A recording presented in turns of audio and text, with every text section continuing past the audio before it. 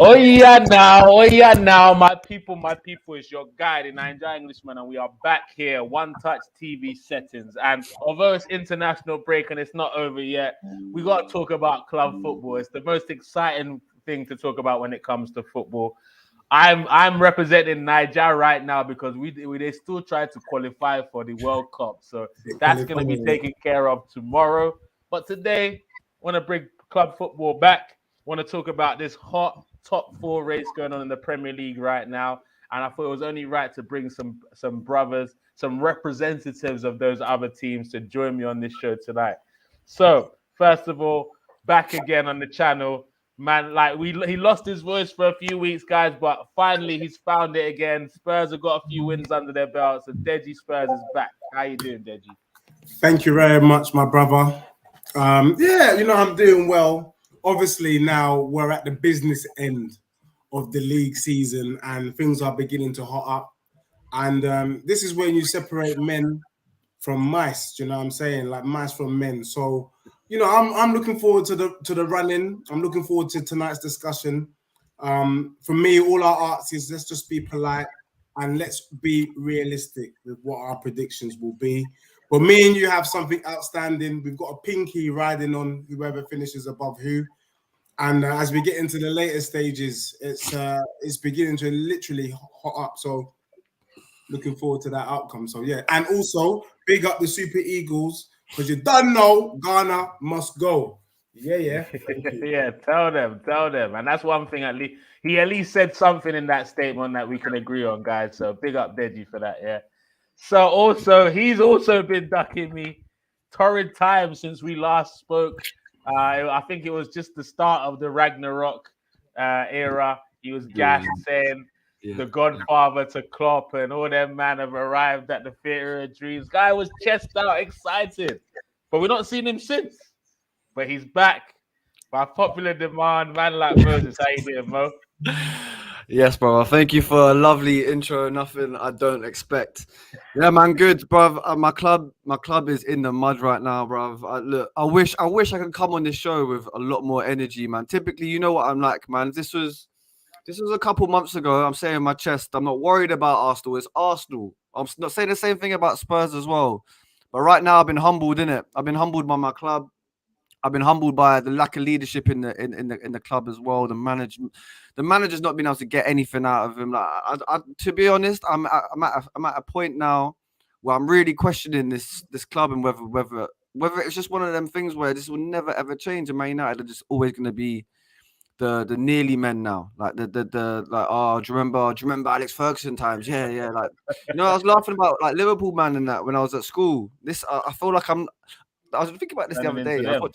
I was watching the BBC documentary of the Premier League thing, and I was like, "Raw!" Like I remember looking back at the treble and thinking that was like 10 years ago, man. Bro, it's like 30. It's like it's getting on now. It's getting on now. Like real talk. Like we're turning into a history club, innit? Like we're starting to do dissertations and shit on Man United and our club, innit? But look, I'm not. Let me not get too into Man United right now. We'll talk about them in a bit. I'm sure, Wait. Deji, I don't know about you. I never thought I'd see the day where there was a humble Man United fan to come on and just really talk about how it actually is.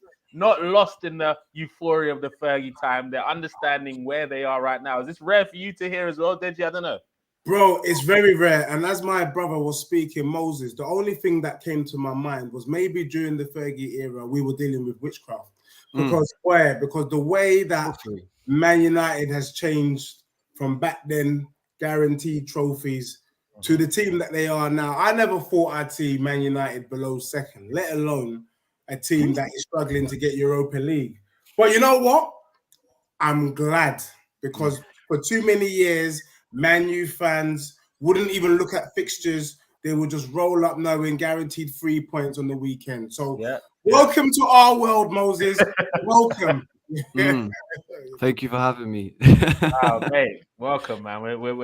It's a company that you need to be involved with. You know what I'm saying? Like you need to feel some pain, small. Therapy thing, isn't it? 100%. But guys, let's go on the back of the last round of games. I mean, Man U, you had a well-needed rest of football that weekend. So we'll start with first of all, we'll start with Spurs because obviously you've been on a bit of a barren run. Your record has been win, loss, win, loss, win, loss, and then you just come into back-to-back wins. First of all, what did you see in that win that gives you confidence, and how do you see this team pushing on, Deji? Yeah, I mean, for me, like you're right. It was very inconsistent. It bloody looked like a forex chart. Do you know what I mean? 1 minute you're bullish, then the next minute, it bears, and then what I can say, West Ham is no joke. I think partly, let's just be real. They just come from playing 120 minutes on the Europa League that week. Mm-hmm.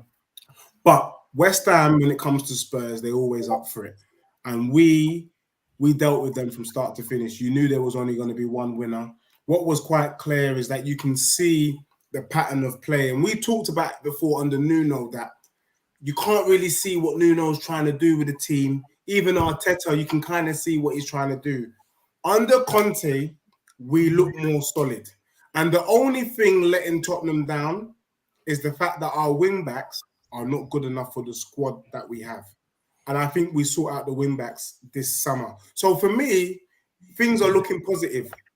He's brought in Kulusevski, Bentancur, and they have raised our game to a whole nother level. They're the type of players we need to be buying if we want to push for top four. So for me, we're quietly confident. I think whatever happens, Conte's done a good job. He stabilized the ship. If we get Champions League, I think he deserves it, to be honest with you. But even if he doesn't, he's done a great job, and we've got a core and a nucleus. We've got an idea that we can build from. So for me, things are looking quite optimistic for Spurs. Okay, I want to bring you in as well, just to make sure Deji doesn't think I'm being partial here. But although you're right in terms of there was, when watching that game against West Ham, it did always look like there was always going to only be one winner, even when it was 2-1. I mean, it went to 2-1, right? And then there was a little bit of a period, but West Ham, they should have taken some earlier chances to be in the game rather than where they were at when it was 2-0 down. But Moses, even though Spurs have won their last two games, the fact that it's the usual suspects, Kane and Son, bailing them out, doesn't that seem like it's just a bit of the same rather than we're pushing on to another level? What do you reckon? Look, let's be honest right now. Kane and Son is elite. Those two when they're in top form, they're elite players. I'm seeing Harry Kane do exactly the same things he was doing for England, and I was pulling my hair out in the summer watching him drop deep, playing anchorman, trying to spray balls, not getting into the box vacant. But when you got someone like Son, these two have got a partnership, man. They got a real chemistry together, man. They look like they're the top scoring partnership in Premier League history now. We can't sleep on these guys' clutch level in it. They love to find each other. I haven't really seen this level of partnership since Andy Cole and Dwight York days. They're looking for each other. Fair, we've never seen a partnership like this that's never won a trophy together. For sure, man. You're right.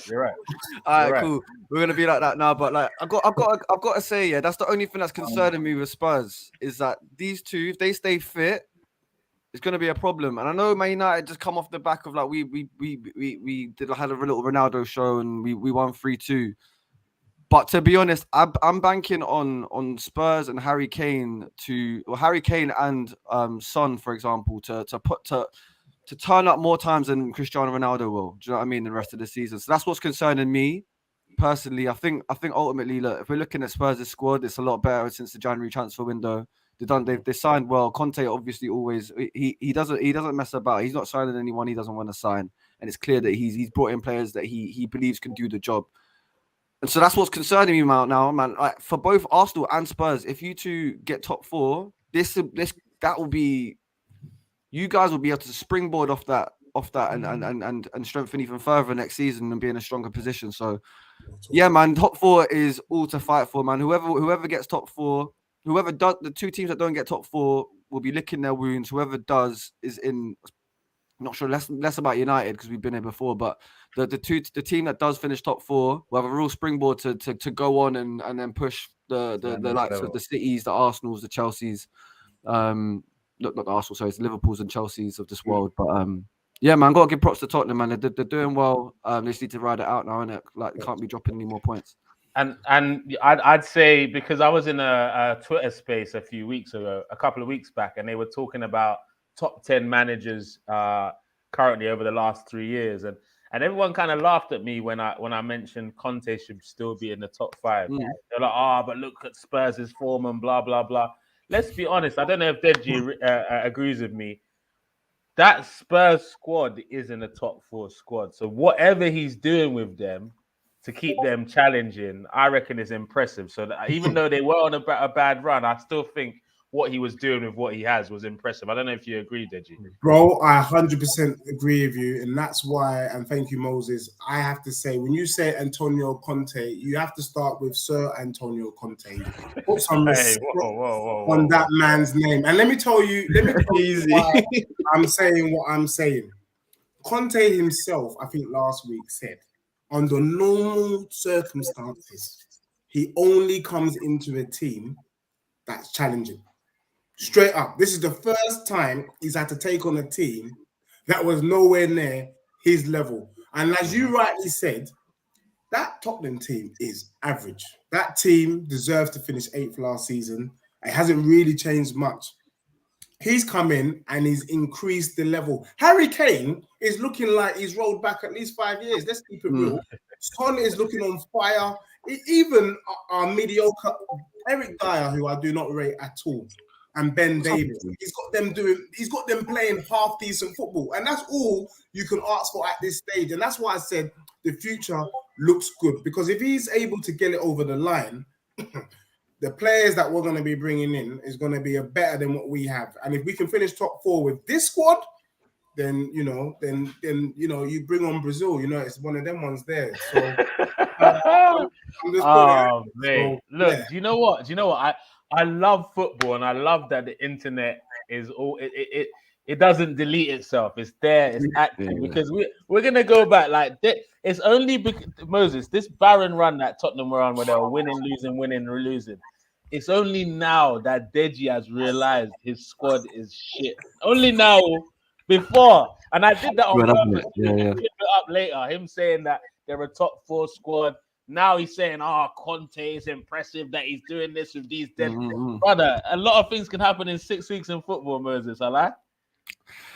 Yeah, I mean, yeah, with that, yeah, I guess so, man. Look, I gotta say, we'll talk about Spurs before, just so I can stay a bit more positive than like just going straight into United. But with Spurs, I've got to say, I'm now looking back to that decision Man United made not to sack Ole Gunnar Solskjaer after the Watford game. I mean, we all remember the Watford game 4-1. Yeah, Vicarage Road, Watford relegation fodder right now, losing 4-1. That was the moment where United had a decision to make, and Antonio Conte was available.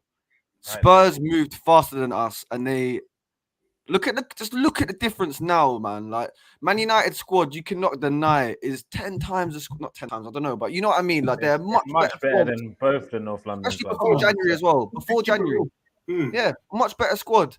But you telling me that am I back in this squad to get over the line ahead of a Tottenham, ahead of an Arsenal? Can you imagine? These man are just capitulations, right? Allow me, bruv. Get out of here.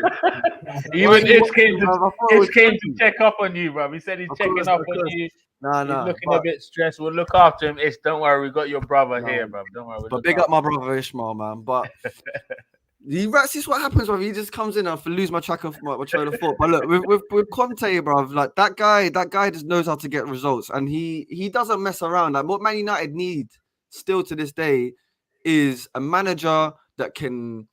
Do you know what? Remember when Ragnick brought in the sports psychologist, all them, man? I was thinking, yeah, this guy knows what he's got, the 360 kind of view of management. Like he's not messing about here. He's not just here to just like come here for 6 months and just leave it. But he's trying to work out Wagwan for these players. Like what's going on in their brains? Like why are these men not performing on the pitch? Why are they always? Why do they suffer under adversity?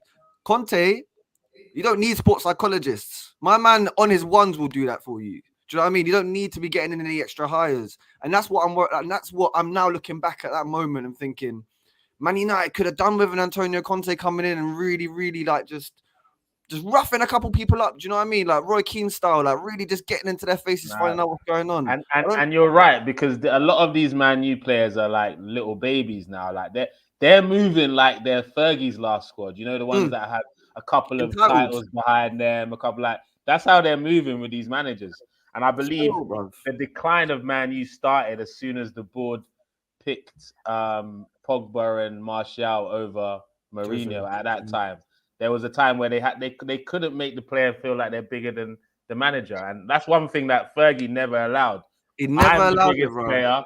I make the most money at the club. I'm the biggest thing at the club, innit? Because Paul Ince, Andrei Kanchelskis, David Beckham, Ruud van Nistelrooy, Roy Keane, all them man were at the top of their games when they were at Man United. They all bounced. They all bounced because they weren't right for the squad. Fergie didn't really want them. Didn't want them anymore, and then it was time to bring in the new generation, innit? Man United haven't done that in a while. We got a wealth of young attacking players, not even attacking, young players coming through our academy. Like this is like our golden era of our academy again. Like, and to be honest, I'm not seeing Hannibal get any minutes. I'm not seeing any of the youngsters that are getting loaned out. Okay, cool.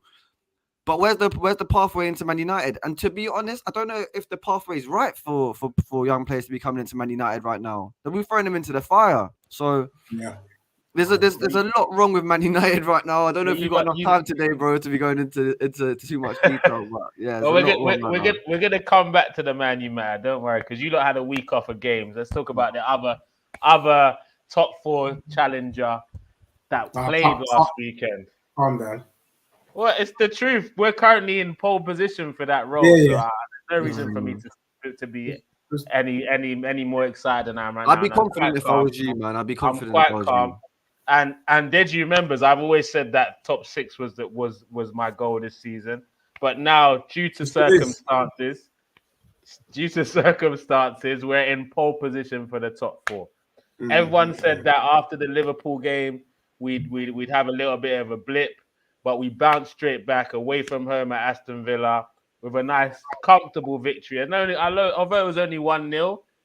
It could have and should have been more. Like, it should have been more. We should have comfortably put away Steven Gerrard's boys. But at the end of the day, a W is a W. I mean, first of all, Deji, I see you like screwing up your face there because we're talking about the right side of North London. I understand. But since we last were on a stream discussing both our clubs, what's your opinion of Arsenal now? Yeah, do you know what? I think you guys have obviously done well. And, I think Saka and Emil Smith-Rowe and Martinelli, they have been the ones, the young bucks have been the ones who have literally been carrying the team, because I think they're the ones who have been scoring the goals. I think I got Saka in my fantasy Premier League team. He's banging points week in, week out, Look, you guys are doing well. It took Arteta time to kind of settle. I just feel like you don't have a striker. And I feel like when you go into the kind of final stages, I think a striker might just be your Achilles heel. I was just quickly checking your next run of games because, it's not enough to have a game in hand, as Spurs will testify. You've got Crystal Palace away, which is a dodgy game. You then have, after Crystal Palace, you've got your away to Southampton. Then your away to Chelsea.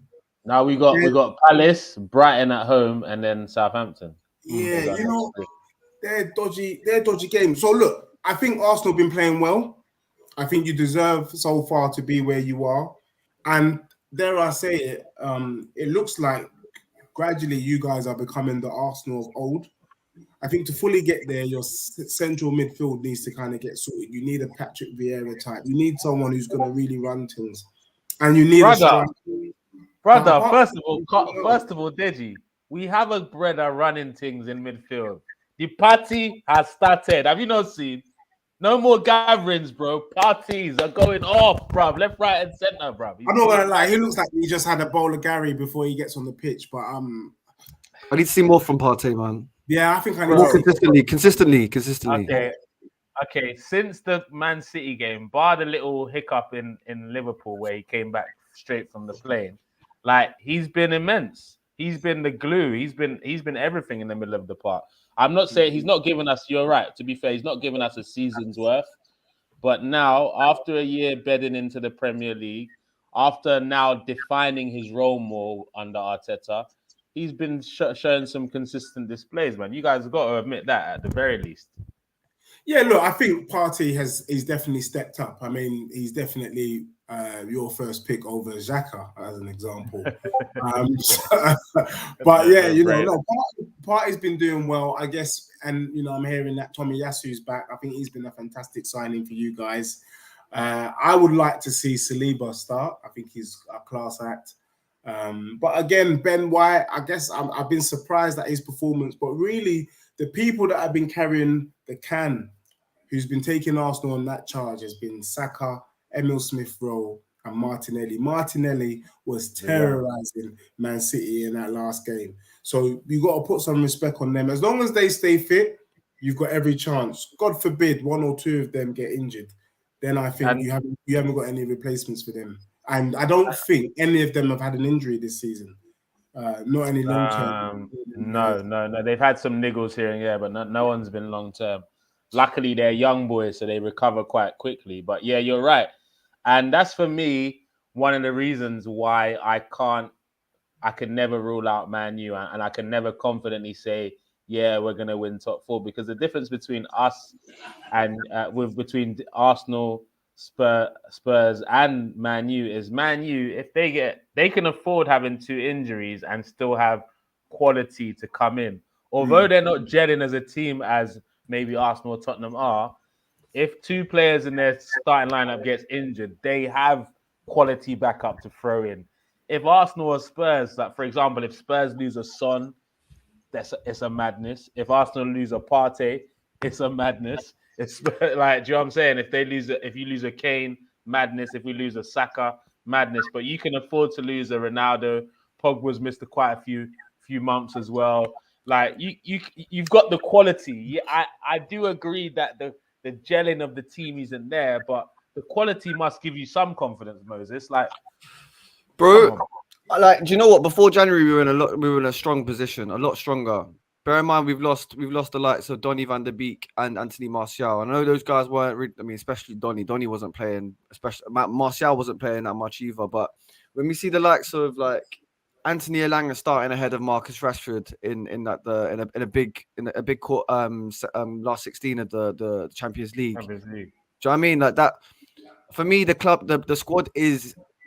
We're not where we're meant to be. We're not the same squad that started the season in terms of confidence, in terms of form. This squad is like it's a shadow of what it should be, really. Marcus Rashford, he's got 5 goals in the Premier League this season. He's been hitting 20. He's been getting in the 20s last 2 seasons, playing off the left-hand side. Is that the reason for it? Like, we're not seeing this. We're not saying the same clinical Ronaldo. He's missing chances. That game against what was it, Newcastle? We just knew it wasn't going to happen, bro. It was 0-0, and we're just missing chances left, right, and centre. Right now, I'm seeing this squad, and it's lacking in confidence. It's lacking in fight against adversity. So I'm not even sure right now, looking at this squad, if I'm saying I'd rather take this squad than another. Like on paper, yeah, but in terms of like the way they're playing and the impact they're giving off the bench, I'm not seeing any. Marcus Rashford. Look, I just say a quick thing on Marcus Rashford, because I love this guy. Yeah, it's impossible for anyone to not love this guy, even Mr. rival MBE. fans. Yeah, Mr. MBE, yeah. Don't get me started on MBEs, and it's not me, but like I support the guy in it. I think he's done amazing stuff off the pitch. He's done amazing stuff on the pitch as well. But this season, whether it's because he's been playing on the right hand side, I don't understand what's going on. Because him and Jadon Sancho, I thought this is it. Now we've got our wings locked down, but these men are fighting for the same position. So I'm not even sure. Like, we've obviously lost Mason. Like, we haven't really got that much threat on the right hand side now. We're using Anthony Elanga. Like, he's a good player, but ultimately these are very young players we're looking to dig us out of a hole. And right now, I'm not sure if this squad is good enough. It's mad, isn't it? I'm not sure if the squad's good enough in terms of form and ability right now. Like, I'd rather be taking Arsenal or Spurs, to be honest. I can't ever agree with you, and you've been quite kind, saying some really nice things about Spurs this evening. And I just feel like the Man U team just looked disjointed. And if even when we played you and lost 3-2, I just felt that the Spurs players were just giving a lot of respect to Ronaldo, because the amount of space my man found on the normal chances. Tottenham don't That allow. first goal was like, okay, we dare you to shoot. Go on, I dare you. Yeah, but you know, like they're just giving Ronaldo too much respect in terms of who he is. But really and truly, any other Premier League player is getting clamped before that shot pulls off. But it is what it is. I just think that like you said, Man United are going through a transition, and I think the lack of confidence shows. Even in that Spurs game, we felt at every moment we could take it, and even when you listen to Antonio Conte at the end, we weren't even disappointed in the sense that we just knew that it was just one of those games. And I think that you know, when you have Ronaldo and Cavani, the kind of the age thing, it doesn't really spark enough fear. Pogba is kind of, for me, he's a bit of a lazy midfielder. He's a Galactico. He should be at Madrid, really, not in the Premier League. So yeah, you know what? You know what I think about this Man U attack, right? Because a lot of people have said, I don't know, I've not ever heard Moses say it, but I've heard people like Rant say it. Some other Man U fans talk about how Ronaldo's the problem. He's a washed-up goat. This, that. I've heard a lot of people say that, but for me, like, how can having a guy with that goal record ever be a negative in your starting 11? For me, it can only be a negative if the manager doesn't get it. Because if I'm a manager, I'm finding somehow, some way, a way to work to Ronaldo's strengths. Because if I'm working to Ronaldo's strengths, he's banging in goals for me, bro. Look, if you wait, hold on, look. If you look at the history of Ronaldo, right? Let's just look at Madrid and Juventus. He's always had someone who, like, what's it called, the center of the shot guy, which was Benzema, who was running to the shot for him so he could score his goals at Madrid. It was Morata and Mandzukic that was doing it for him at Juventus. Unless you have someone who's ready to take on all comers, who's ready to send to the shop for Ronaldo to do all his dirty work, you will never get the best out of him. And I don't think Man U have played a style that suits him. And if you do, the proof is in the pudding. He's gonna win you games, bro. I think I hear what you're saying, and you know how I'm interpreting what you've said is that's just like an opinion or an analysis. The truth of the matter is, in the Premier League, you need every player to be an athlete. And Ronaldo of 28, 27, he was that guy. Right now, he's too old to do that pressing and attacking football, and that's why I think. That's what they're saying. You see, when you look at Liverpool, you got Salah, you got Mane, you got Diaz, or Jota. These men are running all over the place. You know, you got Kane running up and down, Son running up and down, even Arsenal, Martinelli's running up. You need that. And I think because he's static, maybe it can be seen as a little bit of a slight, slight handicap in a way. Do you know what I mean? In the sense that you have to give him the ball, and it's not NFL. Do you know what I mean? Don't you bring that down to the coach, man? The coach has to find a way, though. Moses, I don't know if you agree with me or you agree with Deji. I don't know. I gotta start agreeing with It's somewhere in between, isn't it? It's somewhere in between. Look, the thing is with Ronaldo, yeah. Look, my man scored 800 plus goals over his career. There's no doubt my man can find the back of the net. We're not doubting that, right? But for some reason, it's tailed off this season, isn't it? There's been periods of dry. We went 6 games, the longest period in his since he was at United, probably since he had scored a goal. But these weren't happening at Juve. This wasn't happening at Real. These droughts. Juve were in the mud at the end. Juve were in the mud last season. Look. The thing is with Ronaldo, right? What I think the problem is, it's somewhere in between what you guys are saying in terms of yeah, he's not the same sort of athlete he was, but my man's still in unbelievable shape. He looks after his body. He's the goal in his debut he scored against Newcastle. My man was blowing past their centre backs like he was 25 again. Do you know what I mean? He's still got the physical attributes to play in the Premier League. I have no doubts about that.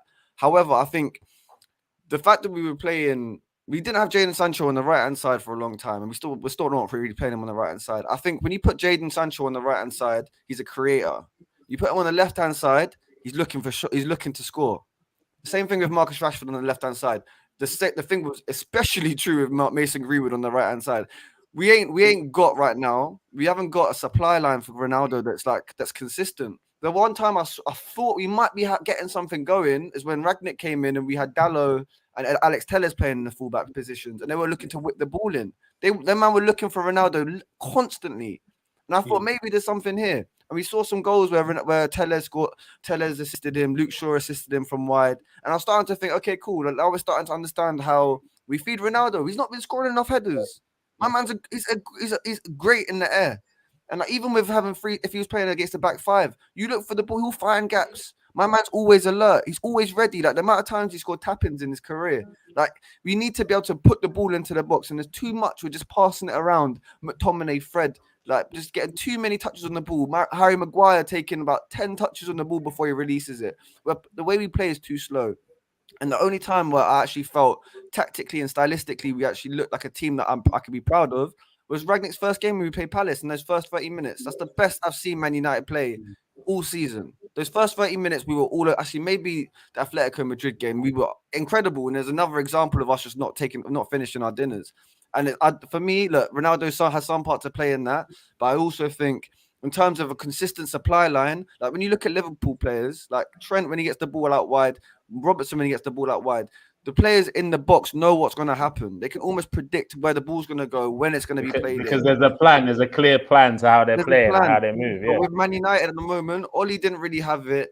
To be honest, I'm starting to think if we should have just kept Oli till the end of the season and just said that he's going at the end of the season, because right now it looks like no one's playing for Rangnick. But yeah, man. Look, the managers ain't got it right. We've gone too far away from what Oli was doing, and we ended up losing ground on our rivals. But to be honest, we need to get a new manager in ASAP. I'm not sure this interim thing was even the right idea, especially with the way these players right now are playing, and are suddenly being like, well, we don't know how long this guy's going to be here for. Why should we be like pulling up trees for this man, and might not even see him here next season? When we got players like that, then that's when you realize that the problem isn't. I don't think it's the management. I think at the end of the day, whatever system has fostered this squad to become the fucking sulky, spoiled little group of teenagers. I know it's a multitude of things that have happened and caused this. But for me, the problem is that the players right now, there's about 6 or 7, like Roy Keane said it, that should not be playing for this club no more. And I'm not going to come here and say I'm not going to start digging them out. I can if you want to, but like there's a lot of players in this squad that shouldn't be playing in the squad anymore. And you'll see next season, this Man United team are going to be chalk and cheese. You won't even recognize. Half the players are going to be gone next season. So I don't even know.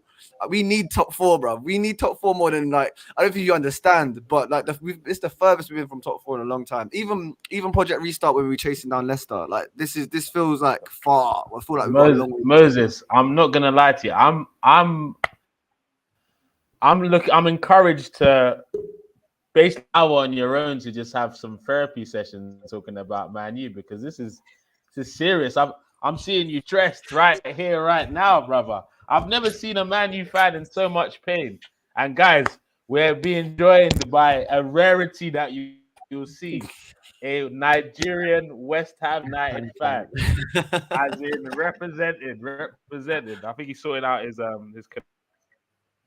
and big up Oluwabruce. How you doing, bro? Can you hear us?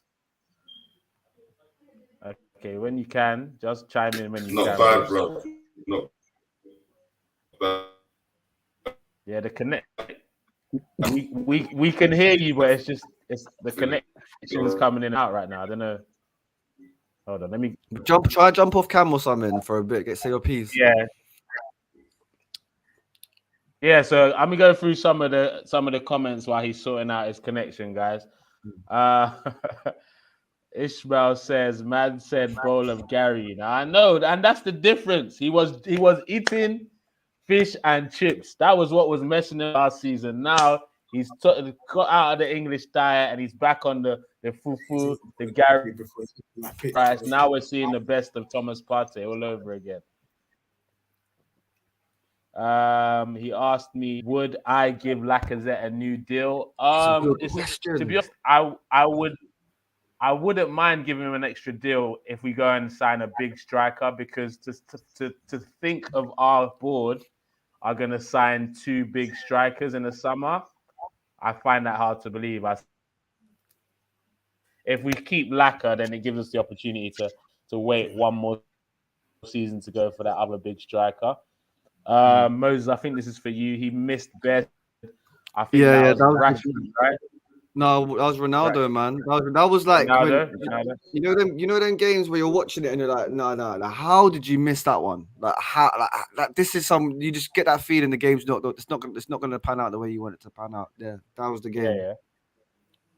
Okay, so someone's making a comment on Dyer. Dyer let CR7 shoot because of sporting. And I chatting to him as well. Kill Probably. Ish. Ish, do not kill me. That makes sense because otherwise he ain't getting. He's getting past Dyer quite easily, man. Let's be honest, man. Calm down. Well, Yeah, Ronaldo isn't the problem, but he's not the solution either. Shouldn't be playing.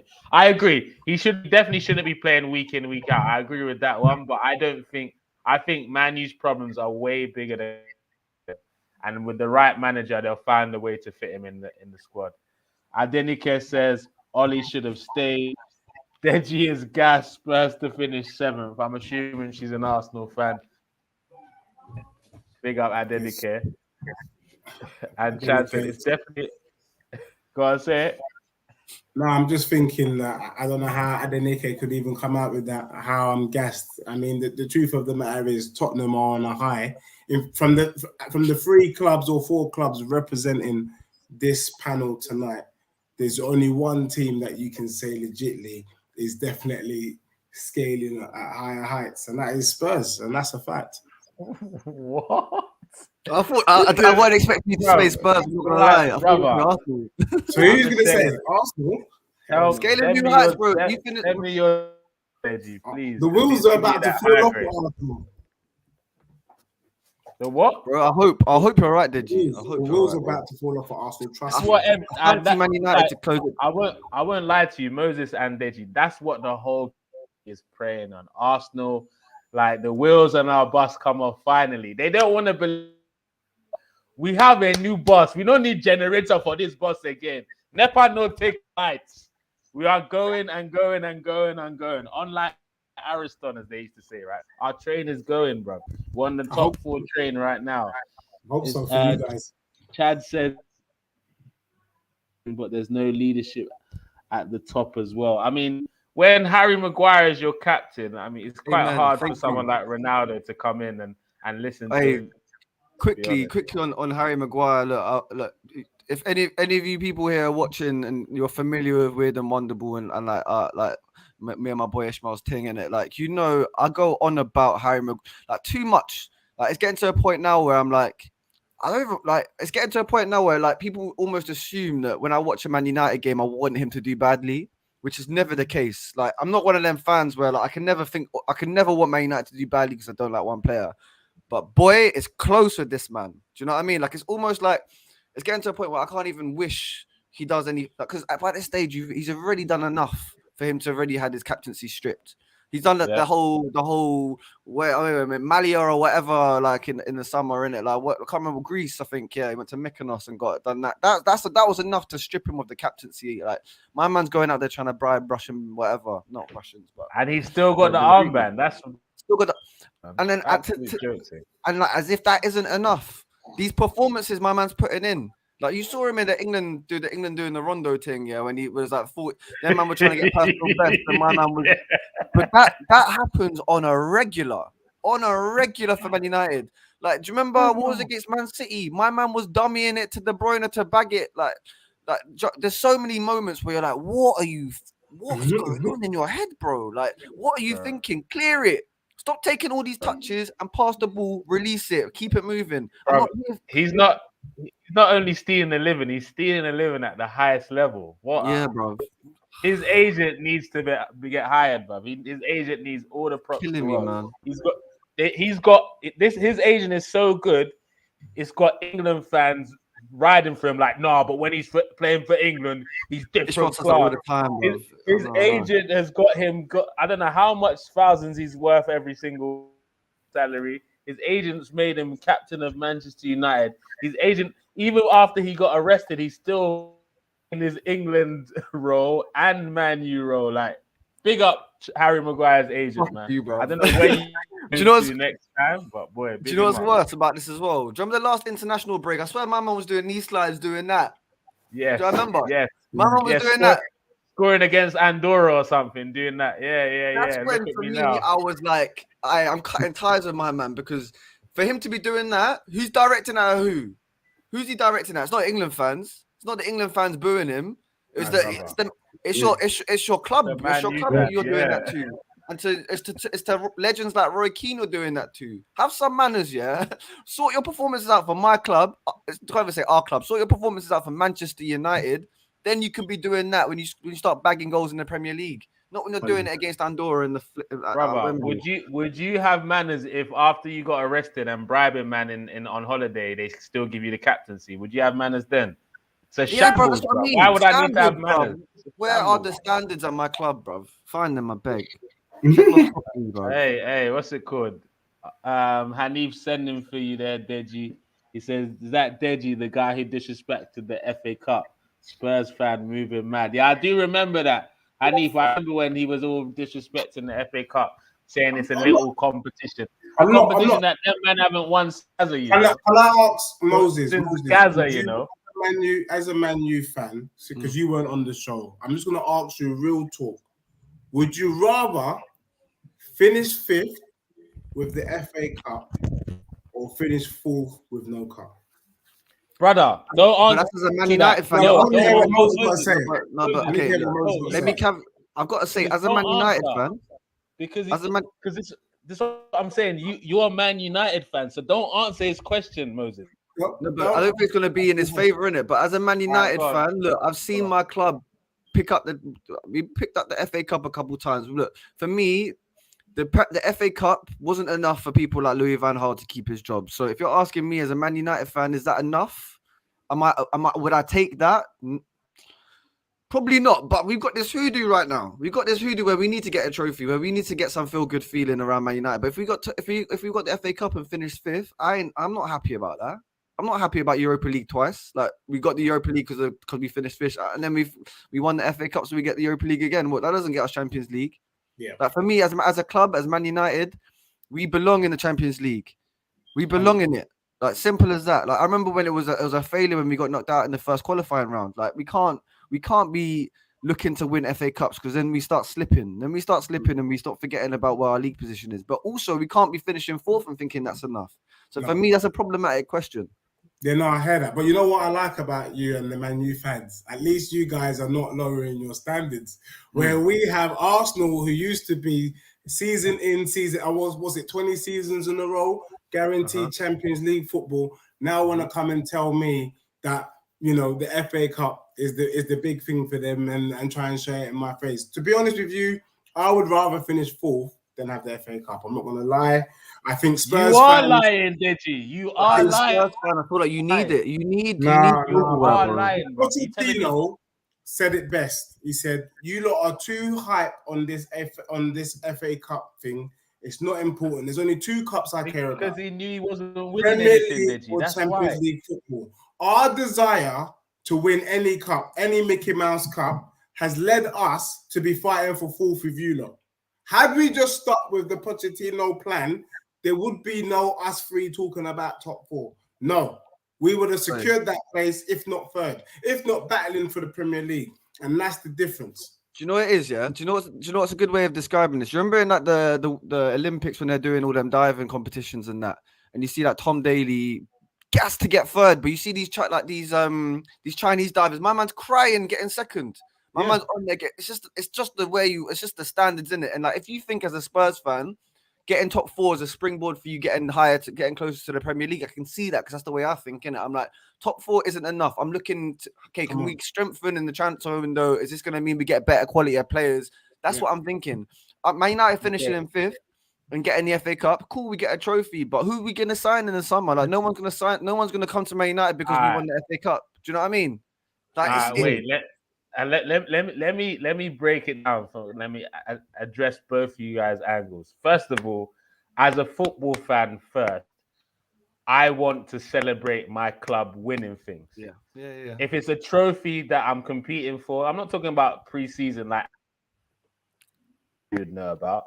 You might used to be on that Emirates Cup celebrations, though. Remember? Maybe some fans, but that's not me. I don't count those Emirates and all that stuff. Once the season starts, and the Domino Pizza hold Cup on. as well. Hold on. Once the season starts, I let you guys all land now. Once the season starts, any competition, I'm excited about. I grew up in the era where if your team won the Cup Winners' Cup, the freaking Intertoto Cup, man's doing parades in it. Like that's. I'm a football fan. What's the point if I can't celebrate my club winning stuff? What's the point in being a fan? It's just like them celebration police of the last celebrating. Like, how are you supposed to tell me it's my club, we win? I want to celebrate that. I don't want to wait till the end of the season and look at the achievement and then celebrate. People will say, why are you celebrating top four? Because I didn't get to enjoy all the wins that led us to top four. So either or, but like, what do we do here? Do we wait till the end of the season and celebrate and people say, I'm celebrating every victory my team gets. Leighton Orient, at Cricken Stanley, I don't give a beating. If my team get a W, I'm celebrating. Do you know where my head's at? Yeah, with this, would Roy Keane celebrate that? Would he be satisfied with this? This is what I'm trying to think like right now. Like my club we've lost our identity. I'm trying to remember what we used to be like. I've got to hold myself and my club to the same standards that we pride ourselves on. Yeah, because best believe the media aren't going to be looking at us and being like, oh, well done, FA Cup. Because my club gets held to a different standard. And we've got to remember that. Like, you, man, ain't forgetting the Man United that we were. Even though it was 10 years ago since we lost like Fergie and we won the Premier League. We got to remember that. Like, we've been held to different standards. Go on quick. Let me just say. Let me tell you what I think I heard from you, my guy, Niger, man. What I heard from you was you telling the girl that it weren't about the looks, it's about the inside. That's what I heard. You're fucking crazy, brother. No, bro. I'm not looking at your face. I care about your personality. That's what I'm hearing. I can't believe this is coming from Spurs fan, because best believe if Tottenham won the Community Shield, there's a parade in North London. Like straight up, brother, a parade, brother. I don't believe I got to go to Wembley, and you know, and on top of that, the Community Shield means they would have had to have won one of the other cups too, either the league or the FA Cups. Them being even at that occasion is a massive deal for Spurs. I'm so shocked. Man like Deji's talking about rather get top four than FA Cup. And the reason why, and that's one of the reasons why Spurs are messed up, because they're focusing on the wrong things. Yeah, you need that trophy. You need that trophy to get you to that next level. The players in your squad need to believe. They know that if they go on loan, they can win trophies, like the man that won it at Villarreal. But at Spurs, at Shite Hart Lane, they ain't winning nothing, Deji. Moses, because of our obsession with the cup, man dropped from Europa League to wherever that Conference League thing was. Because of the obsession of a cup. If you speak to any Spurs fan now and say, was it worth it? Was it worth it to be fighting for top four with these Arsenal supporters? Never. We were at a time while we were challenging top four, like you rightly said, we were battling for the Premier League. Right now, we've had to start again. We've had to start again, and I'm not going to allow my club to do that. Where you Arsenal fans, what you described to me, and you know what, NigerianEnglishman, it's a shame. Because a bit like the Man U fans, back in the day, you lot used to speak puffed up chest. Now you lot ain't even sure if what you're wearing looks right. That's what it is. You lot ain't sure what you're wearing looks right. You're scared. And okay, look. Confidence in these Arsenal people, and I want to know. Look. Let me tell you, this is what's gonna hurt a Man U for that. Like listening to advice from a Spurs fan is crazy. Any of us, to be honest, right? They don't win shit. They don't do anything worth talking about. So their opinion is the third one we go to when we're looking for an opinion. But this is what Man U fans need to stop doing the whole my club, higher standards. You got to strip it all back now, bro, because Oli came with standard, the Man U way, and he used that to ride the wave, and that rode a wave for like a year. And then this is where you need to strip it all back. Stop going for the marquee signings. Stop thinking about what the club were. You need to think of where we at right now. How do we lay foundations where we're not papering over the cracks every season? Like, honestly, as much as I don't like, I wasn't a biggest fan of Arteta when he came in. Like, at the beginning of this season, I made a decision. I'm backing this guy 100%. remember. Exactly. And the reason why was because he heard all the abuse in the press about letting this player go and this man, that man. And he said, nah, I wanted Ramsdale, Ben White. And he stood by it. I thought, this guy's got balls to go against the whole fan base. You know what? I'm going to back what he's doing because at the end of the day, and he's clearly behind what he's doing. I believe if we had got Champions League that year after Emery, we would have still been papering over the cracks come the next couple of years.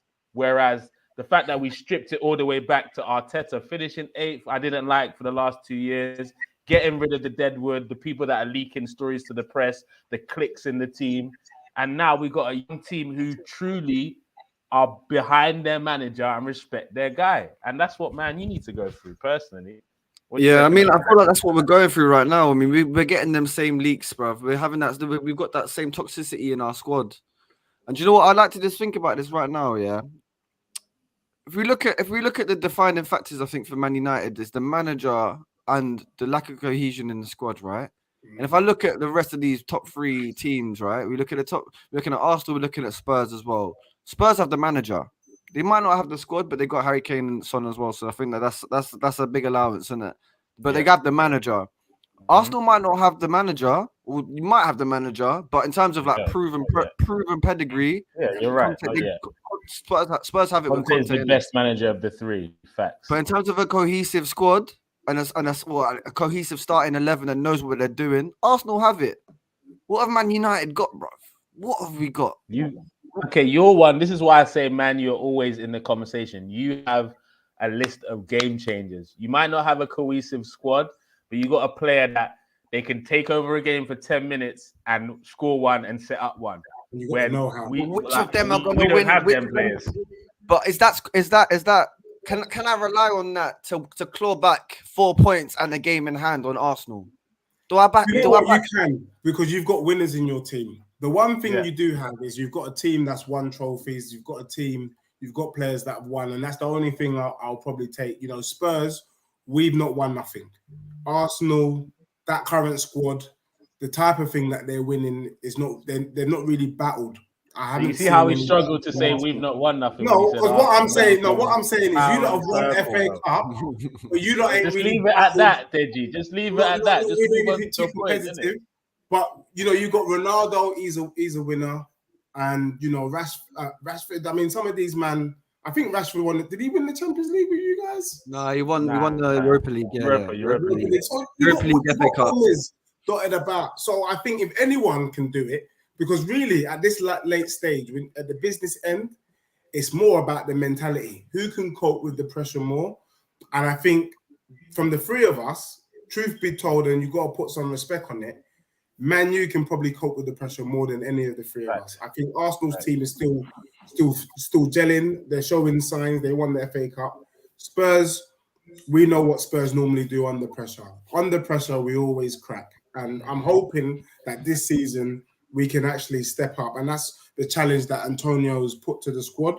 And I hope we can play under pressure and do something. But for me, as a betting man, if you're going to stick 50 quid on a team to get top 4, you'd have to stick your 50 quid on United. That's not financial advice for any of you rushing off to the bookies.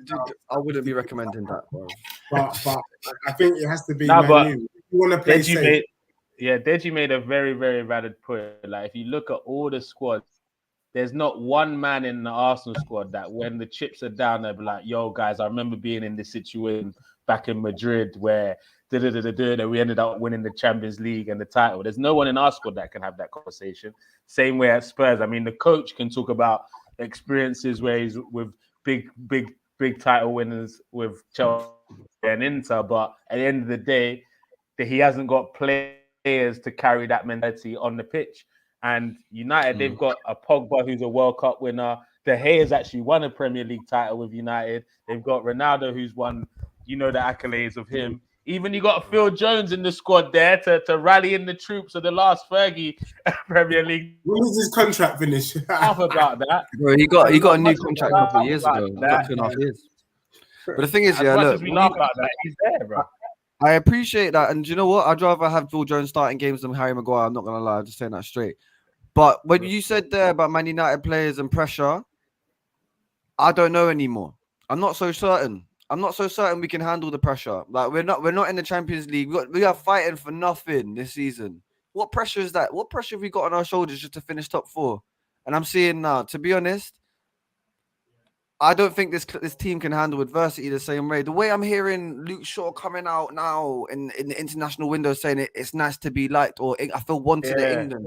What are you doing, bruv? Do you not know this is the tough, like right now we've got a big fight to get top 4. Big fight. We do not need you going out. Like he's doing Paul Pogba things right now. And Paul Pogba does his inevitable interviews on Man United when he goes away. Like we had to deal with the Mino Raiola stuff last season, but now we're dealing with not just Paul Pogba running out his contract. We're dealing with Luke Shaw. He's got about 3-4, like he's got another 18, 24 months on his contract saying these things. Like it's not looking good for Man United. This club is in disarray.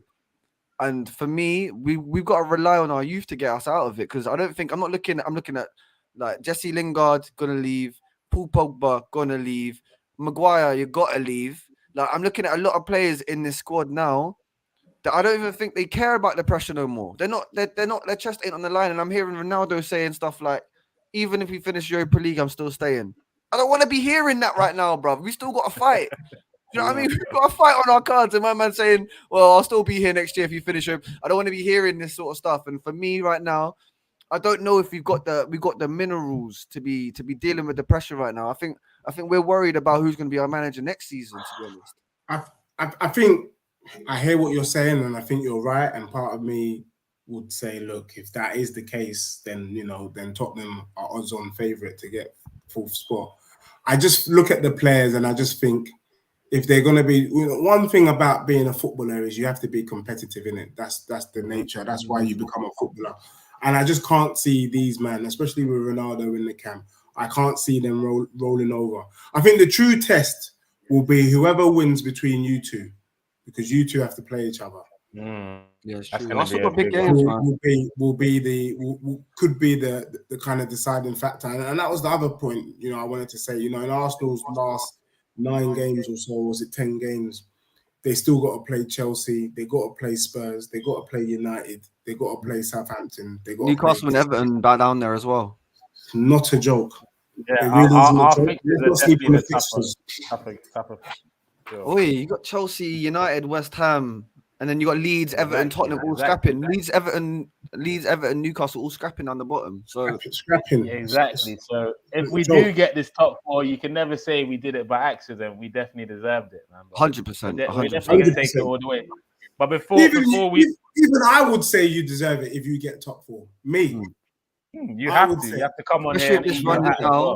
You got the pressure on your shoulders right now. If you finish top 4 with all that pressure, like, can all these questions, Gary Neville coming out, can they do it? Can they do it? Can they go to Aston Villa? You show you gone to Aston Villa. And I see what the rest of the Premier League are doing. They're trying to put that pressure on us. I think we did work better when no one was really keeping an eye on us. We were just going about business, 1 game a week, doing our thing. And now I've been trying to deflect away from this top 4 talk, but now we're right in the mix with a game in hand. We're in control, so we can't avoid it now. We literally. Can I say one thing though? I will say this though: if I had the choice to be in your position and in Spurs' position, I think I quite like where Spurs are at the moment. We're gonna sit and we're gonna watch. It's just to see you guys flop, and I think that's a lot of pressure. That's a lot of pressure that the young bucks are. The little Smith Rowe, Saka, do you know what I mean? These guys, if they weren't footballers, they'd still be at uni. Do you know what I mean? So to kind of put that kind of pressure on them. But you know what? It's one of them ones where if you guys get top 4, like Moses said, I think that would be the catalyst for the golden generation for Arsenal. I can see you lot getting back to the top 3 and challenging. Because really what we want to do is we need to break the kind of monopoly of Man City and Liverpool, to be honest. Yeah. Going into Pep's last season, can Arteta then take on what Pep's done, or like, do you know what I mean? Like, can he do that? Because that's there, innit? Arteta, he's not He's not a little boy manager, man. He's not a little boy manager. He knows what he wants from a. That's what I feel like we haven't seen at Man United for a while. He's shown at Arsenal that he knows what he wants and he knows what he's expecting. If he doesn't see it, he's pulling you at half time. Yeah. That's what I like about Arteta. He knows what he wants to see from his club. I like that about Conte as well. I like that about Conte too. We ain't got a figurehead like that at Man United no more. We ain't got a figurehead that's gonna lead us. And you messed that up by bringing this interim nonsense rather than sticking with Oli or sticking with Carrick to the end of the season. I hear that. And then starting afresh in the summer, bro. That's what I hear that. But I do think at the same time, Ragnick could have worked. If it was a different club coming in as interim. If he went, Chelsea, I reckon Ragnick should have just gone upstairs straight away, and then would have worked better. Ragnick would have done a good job at Watford, I reckon. Bro, you're a dickhead.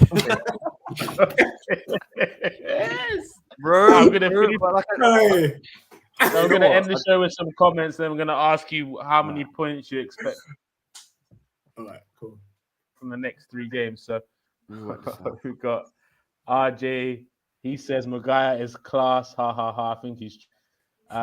Ish is talking about that Rondo video. Oh, the way Hendo looked at my man in the of madness. If you haven't seen that, Deji, go and check that out as well. The Rondo with Maguire doing the absolute. That's how all Man United fans have been looking at Maguire recently. Let's let that be heard right now. It's cash money. It's true. England is cash money, 100%. Backfired. Chad Peterson, big up Chad Peterson.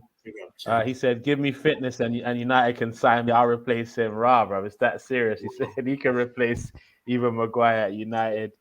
Man United have finished Moses. Yay. Now, wow. They said that Man United have finished you. Big up Adelike for that comment. Man United still favourites for me. So, yeah, because of the quality in that squad, United still favourites. Regardless of all the pressure they want to put on Arsenal, we are in control of our own destiny. But man of the season, you were talking about titles. So to talk about titles and not finish in the top 4, that's going to be a real big embarrassment for the club. So, like, share, comment, and subscribe. Guys, I'm going to read you your next 3 fixtures. You tell me how many points you expect from them. We'll close this show. So, Spurs, they play Newcastle at home and Brighton at home. How many points do you expect? What was the middle one? I missed that. What was the second team? Villa away. Yeah, 9. 9 points. Okay. He said 9. We'll clip this. Don't worry.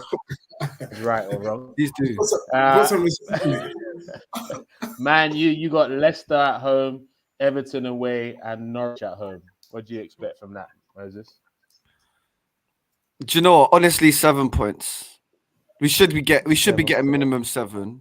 We should be getting minimum 7. But Leicester, I think, could beat us. I think Leicester could, but we're playing them at home, innit? So I think they could beat us, but we should be getting a point minimum. Everton away, Everton at Goodison Park, Frank Lampard.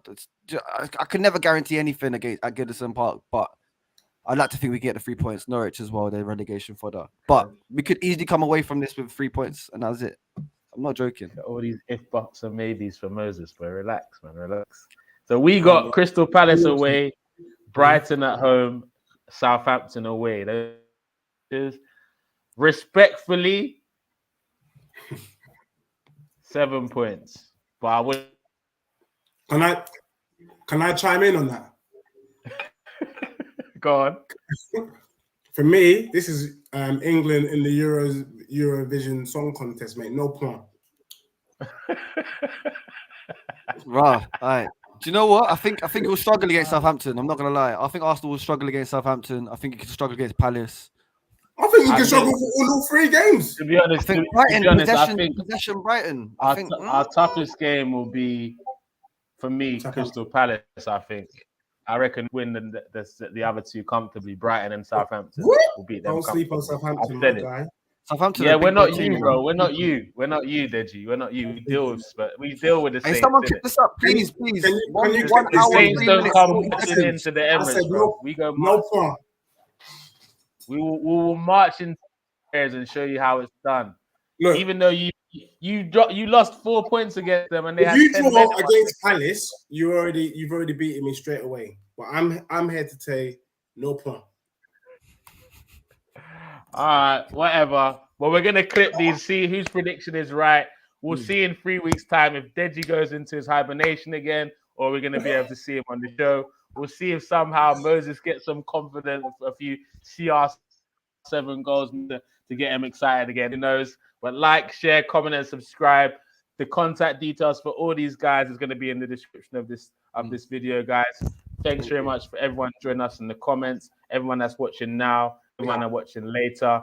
All you fans of football, make sure you check the big game of the international break tomorrow at Nigeria versus Ghana, the Jollof Derby. We're going to come West Africa. We're going to land for the World Cup. You done, though. Big up, everyone.